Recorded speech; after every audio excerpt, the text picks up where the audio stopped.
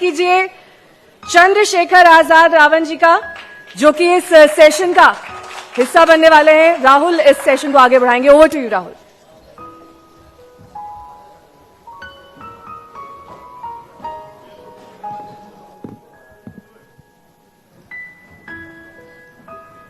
पिछले कुछ हफ्तों से बहुत चर्चा इस बात की चल रही है कि चंद्रशेखर आजाद रावण का आने वाले विधानसभा चुनाव में क्या रोल रहने वाला है। क्या वो अकेले चुनाव लड़ेंगे अपनी नई पार्टी आजाद समाज पार्टी के साथ, या किसी के साथ अलायंस होगा तो किसके साथ होगा और क्यों।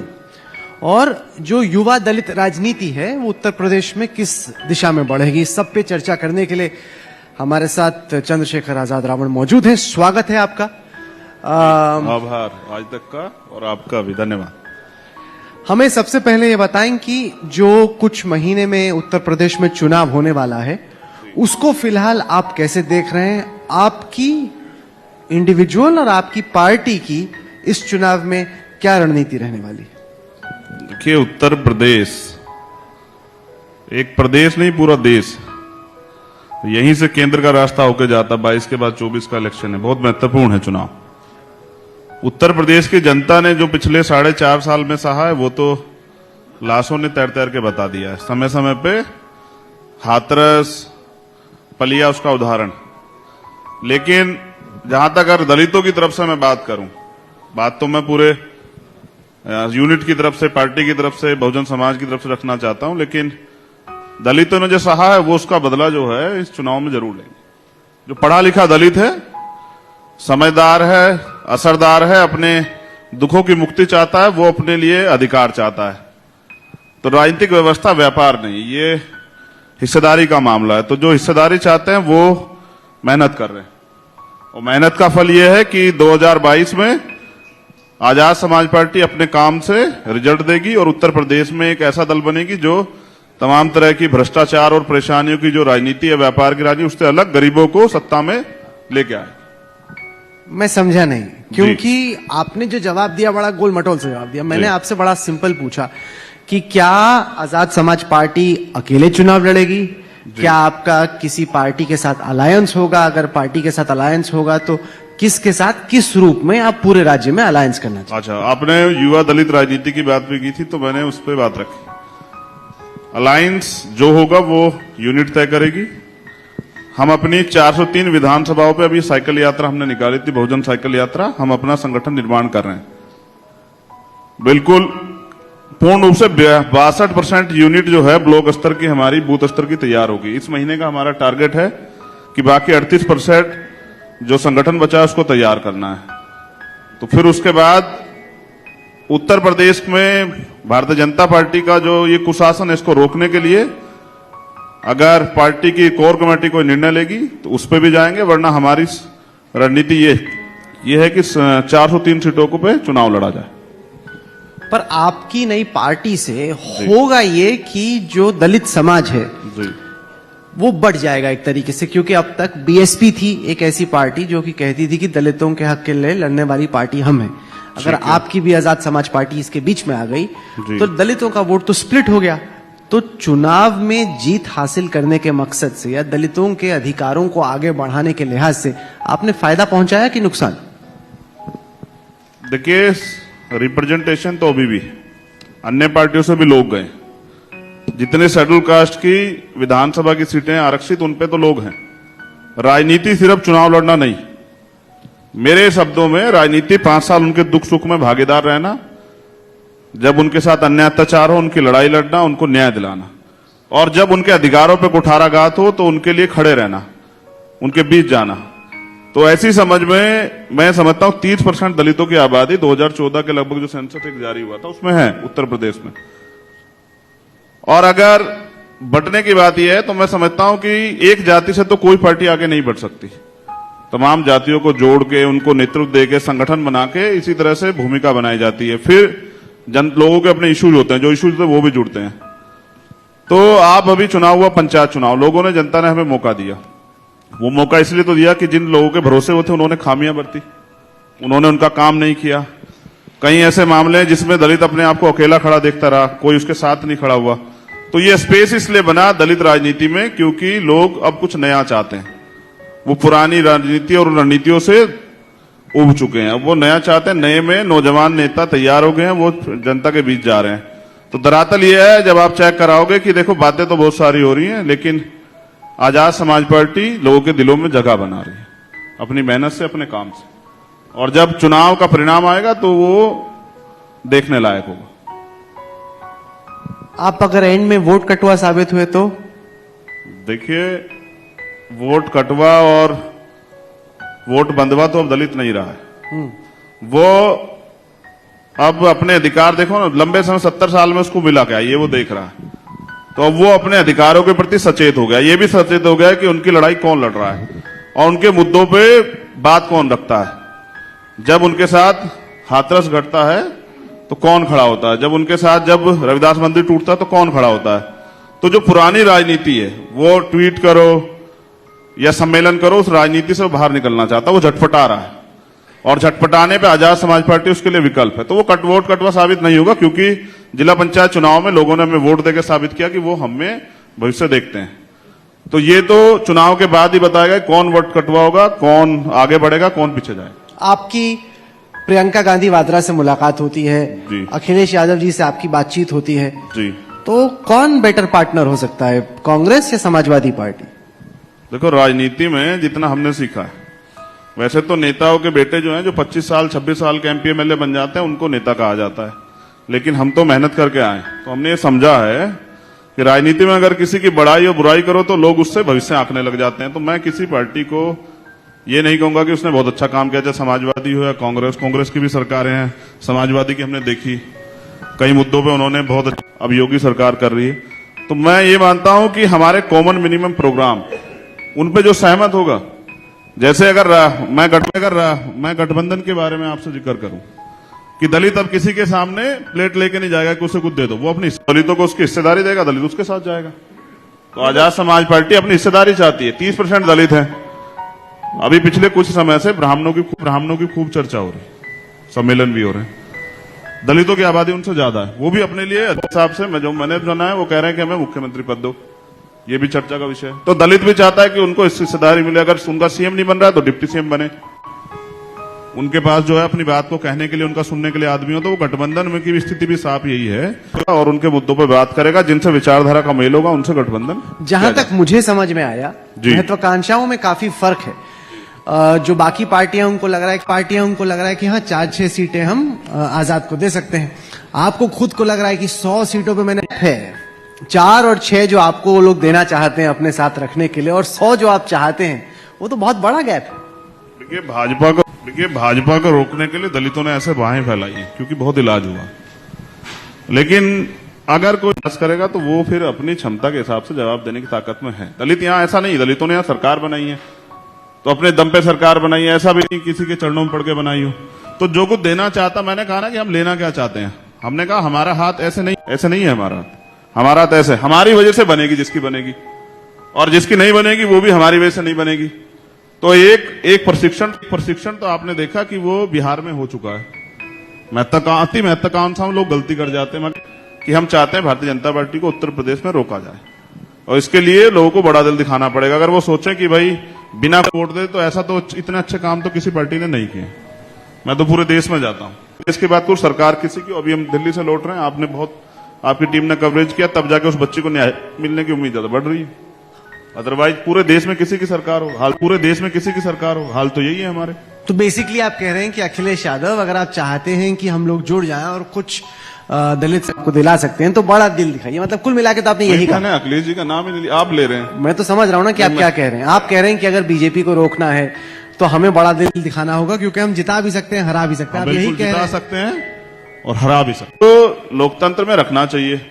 लोकतंत्र में जब छोटा दिल आदमी दिखाता है तो फिर उसका नुकसान उसको 5 साल उठाना पड़ता है। वो बड़ा दिल राहुल गांधी को दिखा चुके हैं, भुगत चुके हैं। बड़ा दिल तो उन्होंने मायावती को भी दिखाया था, उससे भी नुकसान हुआ। तो बड़ा दिल दिखा के अखिलेश को दो कर रहे हैं। मैं तो मायावती जी को भी कह रहा हूं, उनको बड़ा दिल दिखाना चाहिए, सबको दिखाना चाहिए। क्यों, क्या दिक्कत है?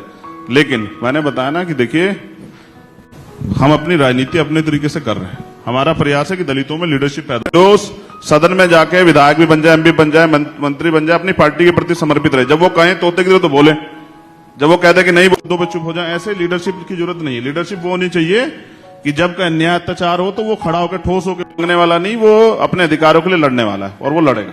चलिए, अखिलेश जी की बात हुई तो ये बताइए कि बहन जी से आपका क्या इक्वेशन, कभी बातचीत है?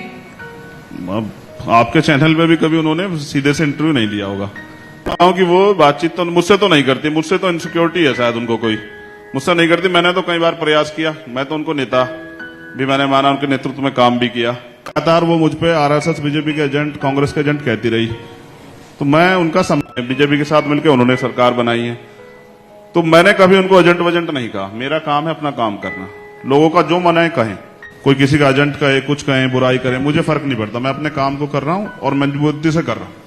कही की उसके बाद मायावती जी ने जैसे उसको संभाला, उसमें आपको अच्छा क्या लगा और बुरा क्या लगा? मायावती जी की आपको क्षमताएं क्या लगती हैं और आपको उनमें कमजोरियां क्या दिखती? देखिए, आप बहन जी की बात कर रहे हैं तो समझिए कि 2006 में काशीराम साहब चले गए। पिछली 3 सरकारें उनकी लीडरशिप में चली थी, 3 सरकारें उनकी लीडरशिप में चली थी, ये बिल्कुल सत्य है। जो चौथी सरकार जो उन्होंने चलाई उसके बाद वो आप चेक करिए कि वो डाउन में जा रहे हैं। अब कोई लीडर अगर जिस पार्टी की वो लीडरशिप कर रहा है और उसके नेतृत्व में वो पार्टी डाउन में जा रही है तो लोगों का सवाल उठना लाजमी। भाई 2012 हम लोग देख लें, 2014 देख लें, 17 देख लें, 19 देख लें, ऑल ओवर इंडिया में जो वोटिंग परसेंटेज आता था बसपा का, वो अब 1 पॉइंट से भी कम था। पंजाब में पिछली बार 1.5 पॉइंट था, वहां 16% 18% वोट आया। दिल्ली में भी 16% 18% वोट आया। बिहार में भी लगभग यही हाल रहा। तो मैं ये समझता हूं कि उनकी राजनीति में बीएसपी पीछे गई है, इसलिए बीएसपी के लोगों में झटपटाहट। अब देखिए, जनता के पास वोट के मामले में ना विकल्प है, जो उनका काम करे, उनके बीच में रहे, उनकी लड़ाई लड़े, उनके अधिकारों के लिए जेल जाए, मुकदमा झेले, सरकार के खिलाफ आंदोलन करे, तो वो जनता उसको समर्थन करेगी। जनता पसंद भी करती है कि नेता उनके बीच में जाए। कि विपक्ष की राजनीति करने की जगह मायावती जी के नेतृत्व में बीएसपी अब बीजेपी की बी टीम बन गई है। तमाम जो राजनीतिक मुद्दे आते हैं उसमें केंद्र सरकार की मुखालफत करने की जगह ऐसा लगता है कि वो केंद्र सरकार है उसी लाइन को आगे लेके जा रही है। आपको भी ऐसा लगता है? देखिए, लोग अपनी राजनीति को आगे बढ़ाने के लिए और अपने भरक के अपने कहा ना, मैं एक नारा देता हूं कि जिनसे संघर्ष होता है उनसे समझौता नहीं। तो बीएसपी ने पहले भी बीजेपी के साथ 3 बार मिलकर सरकार बनाई और कांग्रेस को भी उन्होंने मध्य प्रदेश में भी समर्थन दिया, उनके साथ मिलकर चुनाव भी लड़े और राजस्थान में भी समर्थन दिया। तो मेरे विचारधारा की लड़ाई है, तो जिनसे राजनीतिक समझौते करने होते हैं या कोई भविष्य का निर्माण होता है तो उस पर आदमी कभी कभी शांत हो जाता है और कभी कभी शांत इस सीबीआई ईडी के डर से भी हो जाता है। ये सरकार ब्लैकमेल करती है, बीजेपी की सरकार करती है, तो तमाम तरह से जिन लोगों ने सरकार चलाई है उनके मामले, उनकी फाइल खोल के रखती है, समय समय पर उनको दिखाती रहती है, तो लोगों को चुप करती रहती है। क्या बीजेपी इस वक्त बहन जी को ब्लैकमेल कर रही है? बिल्कुल कर रही। देखिए, 2 चीजें, 2 लोगों की संपत्ति 13,000 गुना बढ़ी। पहले हैं जैसा, जो अमित शाह के बेटे, और दूसरे हैं बहन जी के भाई आनंद जी, जो आज बीएसपी के राष्ट्रीय उपाध्यक्ष हैं। उनकी 2007 के हलफनामे में उनकी जो है संपत्ति 7 करोड़ रुपए थी और 2014 में वो इतना पैसा बिजनेस से तो नहीं आया होगा, है ना? तो कहीं ना कहीं सीबीआई और ईडी इनकम टैक्स के शिकंजे में तो हैं। तो इसलिए जब सीबीआई और ईडी का जोड़ लगता है, जब शिकंजे में कोई फंस जाता है तो फिर उसकी बातें बोलनी पड़ती है।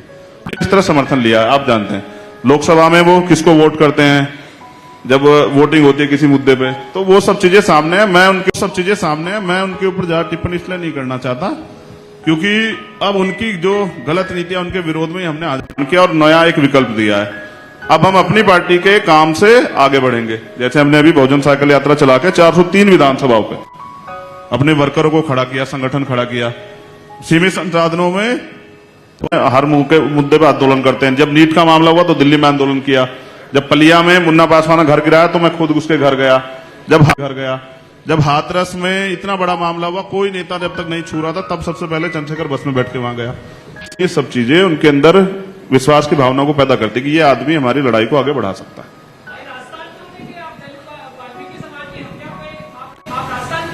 नहीं, मैं राजस्थान जाता हूं। राजस्थान में चूरू का, देखिए, आपको अपना राजनीतिक एजेंडा चलाना है, वो आप कहीं और जाके कीजिए। यहाँ पर बैठ नहीं, मैं राहुल जी में एक मिनट जवाब देता हूँ बस। थाना गाजी में एक कांग्रेस की गवर्नमेंट में बड़ा मामला हुआ था, एक बच्ची कर दी थी पति पत्नी की। मैं गया था और 1 साल के अंदर सजा मिली उन लोगों को। हमने आंदोलन किया था जयपुर में, पूरे दिन जयपुर को बंद रखा था, पूरा आंदोलन किया था। ऐसा नहीं मैं सब जगह जाता हूं, मगर आप व्यक्ति तो एक ही हूं ना, मोदी जी तो में जाते हैं। और मैं, क्योंकि इतना बड़ा समाज है, मेरे बहुत रोज ट्वीट आते हैं, आज यहां हो गया वहां हो गया। एक आदमी सब जगह नहीं जा सकता है। आपके पास भी बहुत सारी यूनिट है पत्रकारों के साथियों की, जो सारे मुद्दों पे बात करते हैं। एक आदमी नहीं कर सकता ना। और फिर मैं इंसान ही तो, संसाधन भी नहीं है। प्रयास करता हूं कि जो जहां मामला होता है, जहां न्याय नहीं मिल रहा होता, वहां जाता हूं। तो कांग्रेस की भी भलाई नहीं कर रहा, वो भी ऐसी है। उसकी सरकार में पंजाब हो, राजस्थान हो, उसकी सरकार में भी इलाज होते हैं। हमारे लोगों पे तो हर जगह होते हैं। तो दलित मुक्ति खुद करेगा। अब दलित खड़ा हो रहा है, और चाहे उसके सर पे छत नहीं है, लेकिन वो अपने स्वाभिमान की रक्षा कर रहा है, वो लड़ रहा है। आपने कहा कि 403 सीटों पर पार्टी का संगठन खड़ा कर रहे हैं। बिल्कुल। सवाल, समाज पार्टी के लिए पैसा कहां से आ रहा है? बहन जी ने 23 दिसंबर 2019 को ट्वीट किया, जिसमें उन्होंने बेसिकली कहा कि आप बीजेपी आरएसएस के एजेंट हो। कि मतलब जो आप कर रहे हो, जिस तरीके से आप कर रहे हो, आप बीएसपी को बांटने के लिए और बीजेपी को फायदा पहुंचाने के लिए आपने ये पार्टी रची। ठीक। देखिए, मैं, आपके तो याद है, आपने इंटरव्यू, मैं मोदी जी के खिलाफ चुनाव लड़ने के लिए बनारस गया था। और मैं चुनाव की, काशीराम साहब को हम नेता मानते हैं।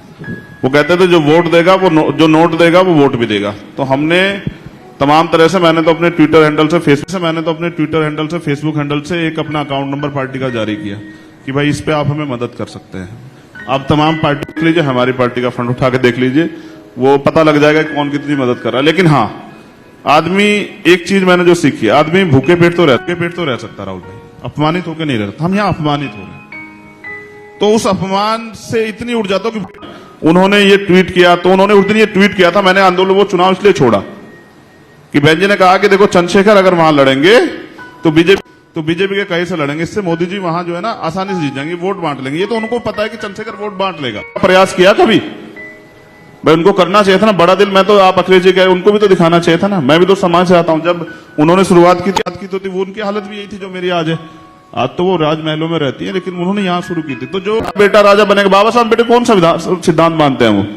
बाबा साहब ने कहा कि आज के बाद रानी का बेटा राजा नहीं बनेगा, जो मेहनत करेगा, संघर्ष करेगा, वोट तो आप चाहते हो कि बीएसपी की कमान वो आपको संभालनी है, दलित समाज की लीडरशिप की कमान आपको संभालनी? इतनी आसानी से नहीं मिलता है सर ताज मेहनत। ना मैं उनसे कह रहा हूं, मैंने कहा ना, मैं चरणों में तो किसी के नहीं पढ़ता हूं, मैं नहीं पढ़ता हूं, बिल्कुल अपने हक अधिकार को छीन के लेता हूं। इसीलिए जो है गांव स्तर से बिना किसी बैकग्राउंड के यहां तक पहुंचा हूं। आज तक के मंच, किसी नेता का बेटा नहीं हूं, एक प्राइमरी स्कूल के हेडमास्टर का बेटा हूं। मां खेत में घास काट के लाती, दूध बेच के उसने मुझे, हम 6 भाइयों को तैयार किया, 3 भाई और 3 बहन। तो एक गरीब परिवार, गरीबों की तकलीफ को समझता हूं। तो मैं उनसे कमान नहीं मांग रहा हूं, मैं तो अपने काम से चाहता हूं। क्या मेरा अधिकार नहीं बैठता है? क्या मुझे मौका नहीं मिलना चाहिए? आपने सबको मौका दिया, 4 बार सीएम बना दिया, सब कुछ कर दिया। वो एक बार मुझे मौका देके देखे,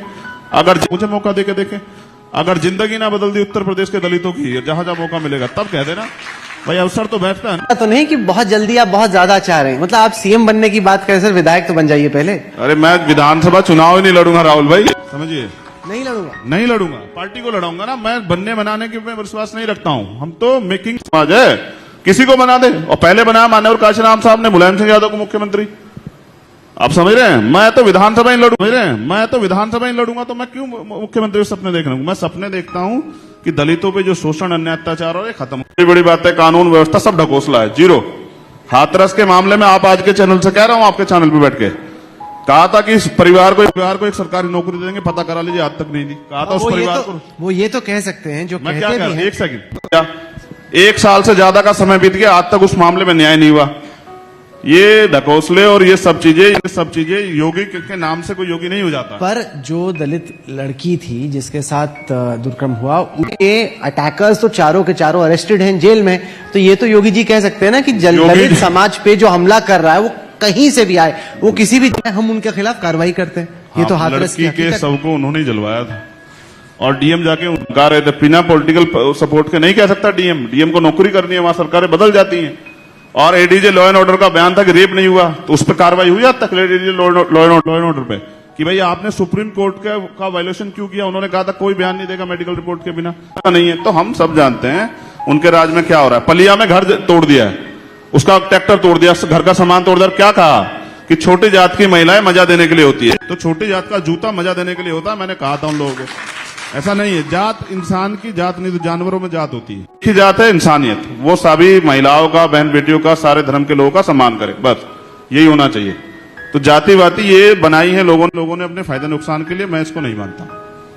आपका नेगेटिव एजेंडा क्या है, मैं समझ गया, इनसे प्रॉब्लम है या योगी जी से क्या प्रॉब्लम है, आपका पॉजिटिव एजेंडा क्या है? चलिए, आप कह रहे हैं कि अगर मुझे सीएम बनाने का चांस मिलेगा तो मैं क्या करूं, बताइए, करेंगे क्या? आपका गवर्नेंस को लेके, पॉलिटिक्स को लेके, सरकार चलाने को लेके सकारात्मक एजेंडा क्या है? अब सही बात पे आपने स्वीकार किया ना कि अगर मौका मिलेगा तब चंद्रशेखर क्या करेंगे। तो बेहतर एजुकेशन जो है ना दलितों के लिए करेंगे, अच्छे स्कूल खोलेंगे और फ्री एजुकेशन करेंगे, कॉमन एजुकेशन सिस्टम की सब लोग आराम से पढ़ सके और अपने जीवन को तरक्की में ला सके। ये जो हेल्थ में इतने लोग मरे हैं ना, अभी मेडिकल फैसिलिटी नहीं थी। नहीं, आपने कहा इसको करेंगे सर, आपने कहा कि रोजगार देंगे, दलितों को जमीन देंगे, रोजगार देंगे, दलितों के लिए ठोस कानून बनाएंगे कि उनकी बहन बेटियों की तरफ आंख उठाने से पहले लोग 1000 सोच नहीं। तो अगर एजुकेशन भी, हेल्थ भी आप दलितों को देंगे तो बाकियों का क्या करेंगे? अरे उनको देंगे जिनको नहीं मिल रहा है, बाकी तो सिस्टम में है ही सारी चीजें। कोई आप ये बताए स्कूल खुलेगा तो क्या दलित के बच्चे पढ़ेंगे क्या? बताइए। ऐसा ना, महंगी शिक्षा, बजट क्या, गवर्नमेंट, सेंट्रल गवर्नमेंट की बात कर दूं तो 6% सारी कंट्रियां लगाती हैं अपने क्या नाम हेल्थ पे, कहां लगा रही है? लगा रही है और मर रहे हैं लोग, परवाह नहीं कर रहे ना। उनको लगता है ये इंसान ही नहीं है, इनकी बात ही नहीं होनी चाहिए, लेकिन हमें लगता है कि हम इंसान, हमारी बात होनी चाहिए। कितने लोगों को पढ़ने के लिए बेहतर अवसर देते हैं, कितना बड़ा समाज है। आज भी अभी मोदी जी कल इवेंट करा रहे थे, प्रोग्राम से ज्यादा पैसा उस पर खर्च करते हैं, प्रचार पे, कट्टे भेज के, थैले भेज के कि इतने लोगों को वो दे रहे हैं। उनका आंकड़ा ना कि 80 करोड़ लोग ऐसे हैं जो सस्ते राशन पर डिपेंड है। ये लोग कौन है, इनकी गिनती कराओ ना। अभी हम पिछड़े, अभी सबसे ज्यादा लड़ेंगे, दलित वर्ग से आते हैं, पिछड़े वर्ग से नहीं आते, लेकिन लड़ेंगे कि भाई उनकी आबादी पता करो, उनके लिए कानून बनाओ, जो लोग बदहाल हैं उनके लिए व्यवस्था करो। कितने दलित जमीन के लिए व्यवस्था करो, कितने दलित जमीन वाले? एक सरकारी आंकड़ा 54% दलितों पे 1 गज जमीन नहीं है। अरे कैसे कैसे काट रहे हैं देश में, कुछ मिले तो सही। हम अपनी लड़ाई को आगे बढ़ा रहे हैं कि हमें भी अवसर मिले और हम आगे बढ़े और सबके सहयोग लेके इस लड़ाई को और वो करें, क्योंकि एक कोई भी देश हो, समाज हो, एक व्यक्ति के विकास से नहीं बढ़ता, एक जाति के विकास से नहीं बढ़ता, सबका एक अच्छा देश बने। कई लोग हैं वो कहते हैं कि बोलता ठीक है, हवाबाजी ज्यादा है, हकीकत कम। ठीक है ना, वो नोटिस तो कर रहे हैं। आज दलित आज तक के मंच पे है, नोटिस किया जा रहा है, ये भी नोटिस कर रहे हैं कि मिलेगा। ये तो कॉन्स्टिट्यूशनल राइट है ना, आर्टिकल 19 में जो फ्रीडम ऑफ स्पीच है ना, तो अपने बातों पे तो बोलते हैं। वैसे कहां बोलते हैं? वैसे तो बोलने के अपने कार्यकर्ताओं से पैसे लेते हैं, जहां जाते हैं कैडर कराते हैं, उनसे पैसे लेते हैं। फालतू में नहीं बोलते, देखा आपने किसी फालतू बोलते हुए? नहीं बोलते। लेकिन लोगों को चुभने लगे हैं, क्योंकि मुंह चुप पर करते हैं ना ऐसे, तो लोगों को चुभ जाते हैं। लोगों को लगता है दलित कैसे मुंह चुप पर कर रहा है, क्योंकि यहां तो हत्या हो जाती है इस बात पे। घोड़ी क्यों चढ़ रहा है दलित इस पे? इसकी हैसियत को तो देखो कि हम कहां से उठ के कहां तक आए। हमें पानी पीने का अधिकार नहीं था। अब से 100 साल पहले बाबा साहब इसके लिए लड़े थे। जब महार चवार आंदोलन, जब पानी पीने का अधिकार नहीं था और लाठियां खाई बाबा साहब ने। ये तो चंद्रशेखर है, तो उनके काम को आगे बढ़ा। आपने तो रखा नहीं, बीच में जरूरत पड़ जाए तो। इसलिए जो है अब दलितों का स्टेटस थोड़ा सा बदल रहा है। अब वो सोच रहे हैं भविष्य के बारे में कि इस देश में उनका भी वो राष्ट्रपति बन गया, उनका प्रधानमंत्री बने, उनके मुख्यमंत्री बने। तो सोचना तो अधिकार है ना, सपने देखना। तो मैं खुली से देखता हूं, रोज समझाता हूं, तुम्हारी इतनी आबादी है, अगर पिछड़े वर्ग के लोग तैयार कर लोगे, मुसलमानों को, सिखों को, जैन को, बुद्धिस्ट को, पारसी को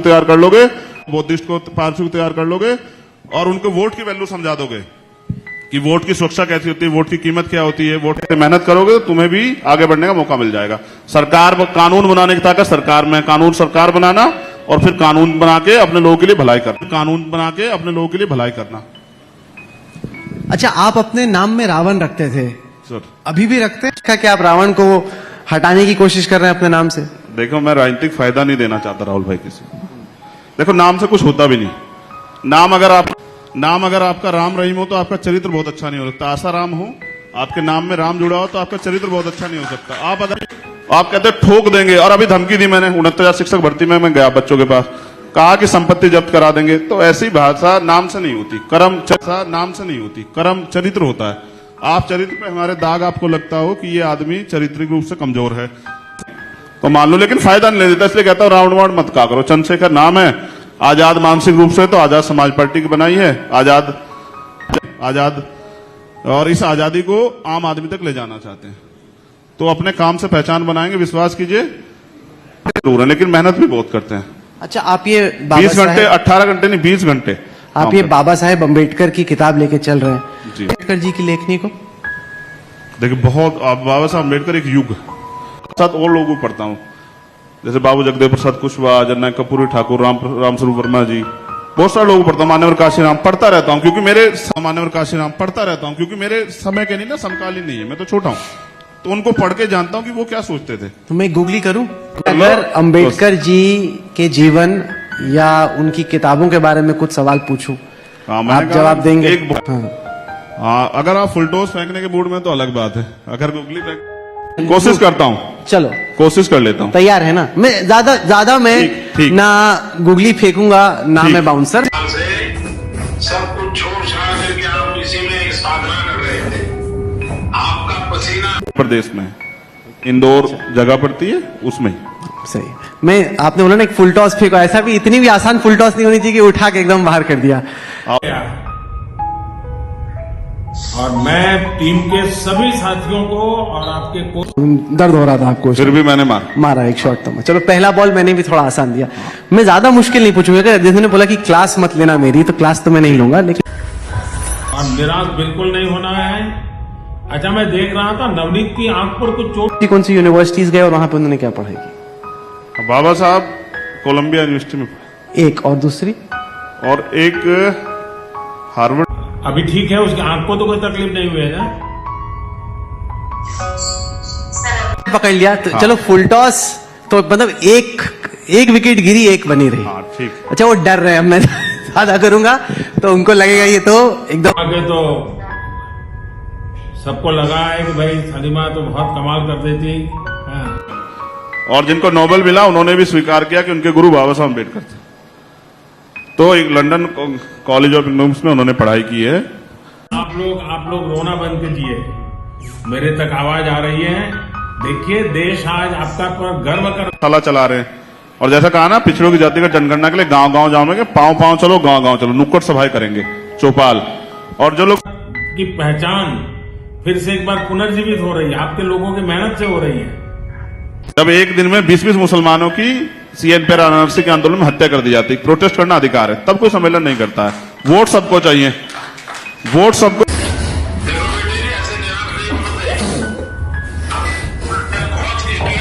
आगे कौन बढ़ा रहा, आपके साथ कौन खड़ा है, फिर देखना बदल जाएगा। ये बीजेपी ना इनकी टिकट भी नहीं लेता था कोई। 2007 में हमने चुनाव लड़ा है बसपा। आप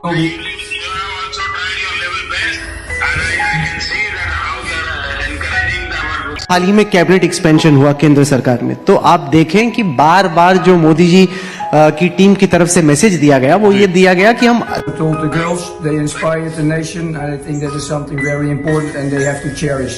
देखिए कि दलित समाज से कितने मंत्री आए, आप देखें कि पिछड़े वर्ग से कितने। उनका बार बार ये कहना है कि हम तो। हाँ जी नमस्कार सर। नमस्ते नमस्ते। देखिए आप सब लोग बहुत बढ़िया खेल कितना करते हैं। देखिए उनकी बात पे बात करूंगा। कानून व्यवस्था दिल्ली यूपी में साधना कर रहे थे।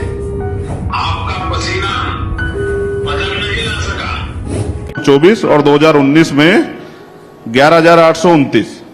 उसके बाद सेंसस की वो जो है एनसीआरबी का डाटा की रिपोर्ट नहीं आई। टीम के सभी साथियों को और आपके कोच को सबको बधाई देता हूं। उसमें से हर चौथा क्राइम यूपी में होता है और 60% महिलाओं पे एट्रोसिटी घटनाएं बढ़ी। देखो बड़ी चीज छीनने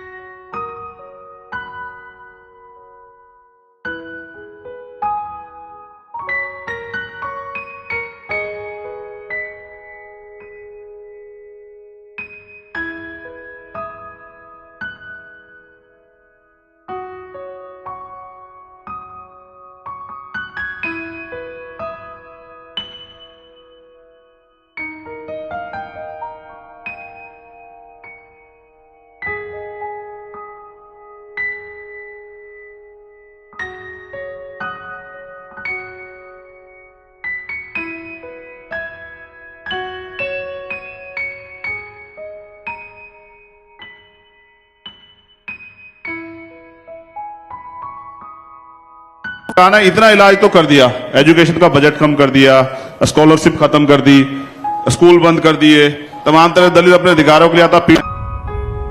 मैं योगी जी बिना उसके, आपको तो जानते हैं यार सब लोग, कोई अनजान को भेजे तो बताएं कि योगी जी का तो नाम ही मत लेना। योगी जी का बीजेपी से चिढ़ गए। आखिरी सवाल का जवाब, रावण के फैन है, रावण उन्होंने अपने नाम में क्यों डाला?